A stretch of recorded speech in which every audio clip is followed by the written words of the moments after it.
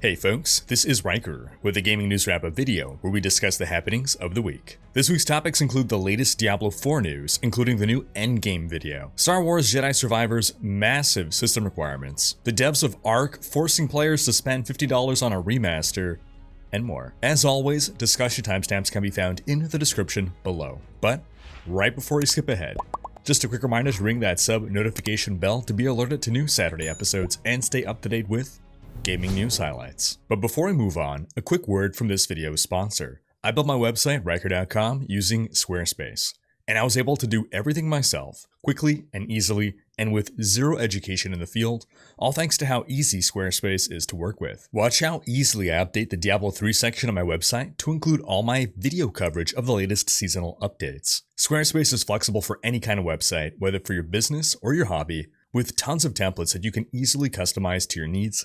No knowledge of coding required. You can even connect your social media profiles to automatically push website content to your socials, set up members-only areas with exclusive content, and sell products. Basically, if you want to build a website, I recommend Squarespace. It's an all-in-one platform for building your brand and growing your business online. Stand out with a beautiful website, engage with your audience, and sell anything. Your products, content you create, and even your time. Squarespace is offering my viewers 10% off your first purchase with them. Just go to squarespace.com/Rhykker or click the link in the description to sign up and start building your online presence. That's squarespace.com/RHYKKER and use code Rhykker to get started today. Starting off with Diablo 4 news. The devs released this week a new video detailing the endgame content we can expect in D4. And while it's mostly a rehash of information we already knew from the endgame dev update back in the second half of 2022, I think it was September, the video consolidates the info into a neat little package while dropping a few fresh details. So once you complete the main campaign, you'll have a capstone dungeon to complete to unlock the next world tier. That's the next difficulty setting where higher quality drops can be found. Basically think of it like Diablo 2. You complete the campaign on normal to unlock Nightmare, and then exceptional tier items start dropping. Then you beat the game on Nightmare to unlock Hell, and then elite tier items start dropping. So we basically have that same thing as in Diablo 2, except it's a capstone dungeon you need to beat rather than do the campaign again. So it seems once you complete your first capstone dungeon, that's when you really dive into the endgame content, with probably the main content being Nightmare dungeons. The game has over 120 dungeons, and these can be upgraded into Nightmare dungeons with something called sigils. These sigils make the dungeons more rewarding and more difficult via special affixes. For example, there's the Hellgate affix that's gonna basically have portals randomly spawn in your dungeon that's going to spew out monsters that wouldn't normally spawn in that dungeon. Then another endgame activity is Helltide, and this is similar to Diablo 2 terrorized zones. Different areas of the world can randomly come under the effects of Helltide, which will give them a distinct appearance and fill them with more challenging monsters. In these zones, you'll get a special currency drop, and these can be used to open special chests within the Helltide zones for good loot, presumably. Then another endgame activity is the Tree of Whispers, similar to Diablo 3 bounties. You go around the world completing missions for the tree, then return to the tree to select from a list of rewards. And then you got the PvP zone, the Fields of Hatred. When you kill monsters there, they drop shards that you can collect. If you die while holding shards, be it to monsters or to another player, you'll drop your shards, and then other players can pick them up. Now, you gotta bring these shards to some kind of purification totem where you're gonna purify them. Can't do anything with them until they're purified. And while you're purifying, nearby players will be alerted to the fact that you're purifying and therefore can come kill you and steal your shards. So you need to purify them in order to transform them into another currency, which seems like it can then be used on cosmetics and as another form of gambling, similar to the standard oval gambler. Oh, we also saw an ear in someone's inventory, so it looks like we're back to getting our PvP trophies, like in the good old D2 days. In the video, we also got a look at the Paragon boards. Starting at level 50, you unlock Paragon boards, and you get 4 Paragon points per level until you reach level 100. So that should be over 200 Paragon points once you factor in the extra Paragon points you'll get through the Renown system. Now, yes, a lot of the nodes on the Paragon board seems to be +5 strength or +5 intelligence. whatever. I don't think this is going to end up being like Diablo 3's +5 main stat though, for a couple of reasons. First, in D3 it literally was just always +5 to your main stat. But in D4, the stats are more universally useful. So you may want to invest in intelligence on a rogue, for instance, instead of just putting into dexterity. This is their way of bringing back stat points like Diablo 2 had. Just instead of literally getting stat points as you level to allocate, you're getting them as paragon points to allocate. But that's just the basic nodes. There are then magic nodes, rare nodes, and then each board has a legendary node. So you're going to have different paragon boards, you can mix and match different boards, you can rotate them around to path your way through in different ways. Magic nodes seem a bit more powerful than the regular nodes, yellow rare nodes are presumably more powerful than that, and then the legendary nodes seem to basically be like legendary aspects, so they could potentially be changing your skills in a significant way. And then there also seems to be something called glyphs, and you got sockets, like empty sockets in the Paragon board. So presumably there's some kind of drop where you're going to get glyphs, and then you can choose which you want to put into your Paragon board. We'll likely learn more about those in the future. Now, ultimately, this video wasn't really for those of us who've been closely following everything about Diablo 4. It's more for the people that have played the beta, they're really interested, they need to be caught up on things. I know in my streams, I got at least a couple times an hour people asking what the endgame in D4 is going to be like. Well, this video is for them. Then in other D4 news, we got the global release times for Diablo 4. June 1st at 4 p.m. PDT will be the early access release. That's for the Deluxe and Ultimate Edition pre-orders. And then June 5th at 4 p.m. PDT for the regular launch. Then Wowhead also published an article based on a group interview held in late March. We reported on this last week, and this was based on streamer Anacake's reporting of the interview, since she was in attendance. And while Wowhead's article mostly covers the same talking points, there were a couple different details that we can glean from Wowhead's article. For starters, the devs apparently said that uses beyond salvaging for normal and magic items are being explored. That's great news to me. I mentioned in last week's video that I wanted to see some kind of use brought to these items, but I know a lot of you folks pushed back against this idea. Here's the thing.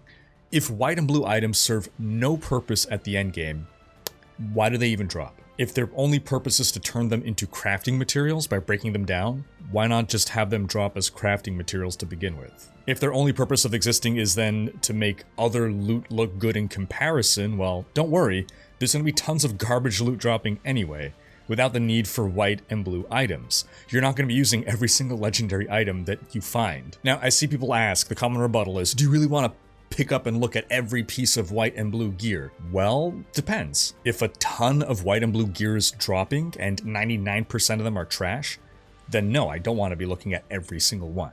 But if I'm only getting a white and blue item to drop very seldomly when I'm high level, and there is some use for these items, like using them as a crafting base to turn into some kind of unique or legendary or what have you, then no, I don't think it's a big deal to occasionally look at a white or blue item before scrapping it. We're already going to be looking at and scrapping tons of legendaries. Now, we also learned that additional clan features are planned post-launch. I thought they were just looking into it, but it sounds like they actually have plans, and I look forward to seeing what those plans are. Then, bad news for some of the beta players who were complaining about the UI. We also learned that D4's UI will not dramatically change before release. We also learned that there will be no cow level at launch. They wanted to keep the world very grounded and gritty, and a cow level or wings or pets, these could just take away from that feel. Now, that does suggest, however, that these things can come in the future. Then, based on beta feedback, one big focus of the devs before launch is class balance and difficulty balance. That is what I was expecting, but it's nice to get confirmation that this is what's going on. And while I may have said it in last week's video, I'll repeat, the devs confirmed that there are endgame activities that have not yet been revealed. Interested to see what those will be. In other Diablo news, we got the date of the next dev livestream, which will cover the endgame systems and how they plan to translate player feedback into improvements for D4. So sounds like we'll get some extra details there. The stream will be on April 20th at 11 a.m. PDT, and it'll be featuring Rhykker.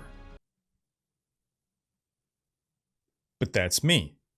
Yep, Blizzard's flying me out to participate in their next live stream. I'll be in Irvine, California the entire week, so no news videos on Saturday the 22nd or streams throughout that week, but I will report back on my experiences, and if I have the opportunity to, I will ask the devs some of the questions that the community wants answers to. So sound off in the comments with your questions. One question per comment, and read through other people's questions, upvote the ones that you want to see answered. It will be impossible for me to ask all your questions, but I'll try to ask the most upvoted ones. Then in some quick Overwatch 2 news, the devs revealed a new hero, Lifeweaver, a support who is basically a sci-fi druid that heals allies via hard light flowers. We also got the launch trailer for Season 4, which will go live on April 11th, and introduce Lifeweaver to the game. Season 4 also introduces major quality of life updates with a revamped competitive experience and the first map ever developed with the community. Then in some quick Path of Exile news, the new expansion Crucible launched yesterday. At the time of this recording, I haven't had a chance to check out the league yet, but for those of you who have started playing, sound off in the comments with your thoughts. Conceptually, I think the item skill trees are really cool. And if you're looking for a good starter build, I coordinated with the Max Roll PoE experts to make a video on 5 really good builds to easily get you started in Crucible. Do check that out. In other news, sci-fi dinosaur survival game Ark Survival Evolved has had its sequel, Ark 2, delayed to the end of 2024. The game, which stars Vin Diesel, was originally slated for a 2023 release, but the devs said they need more time. However, to make it up to the community, they will release a remaster of Ark called Ark Survival Ascended.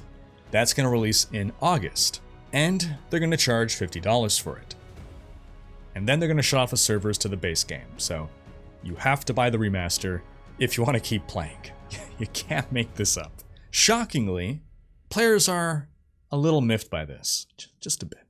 Now, in fairness, PC players buying Ark Survival Ascended will also get a copy of Ark 2 whenever that eventually comes out. So you're spending $50, you're going to get an IOU for Ark 2 plus the remaster. So the devs are basically giving players the option, buy the remaster or go to hell. In other news, we got the PC system requirements for Star Wars Jedi Survivor. The minimum will need a Ryzen 5 1400 or Intel i7 7700 for a CPU.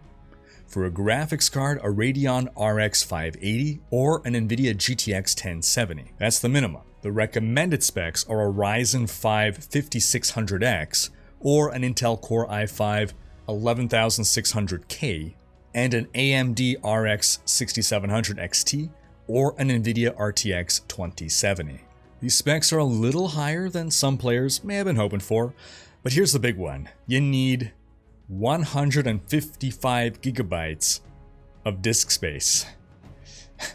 Now, PC Gamer got to preview a demo of the game, and writer Morgan Park says the sequel is more God of War than Dark Souls this time around, though says it's still a more of the first game kind of sequel. It's better, it's grander, plus open world. Apparently the single planet that the demo took place on was at least twice the size of a single Fallen Order map. And Park concludes by saying that Jedi Survivor feels like a sequel made by people who are keenly aware of its predecessor's most talked about faults and were laser focused on erasing them. So promising news. And that's going to wrap up this week's video. But do be sure to have checked out last week's video in which we discussed some Diablo 4 open beta stats that the devs shared. Thanks for watching. Special thanks to my Twitch, Patreon, and YouTube supporters for making these videos possible.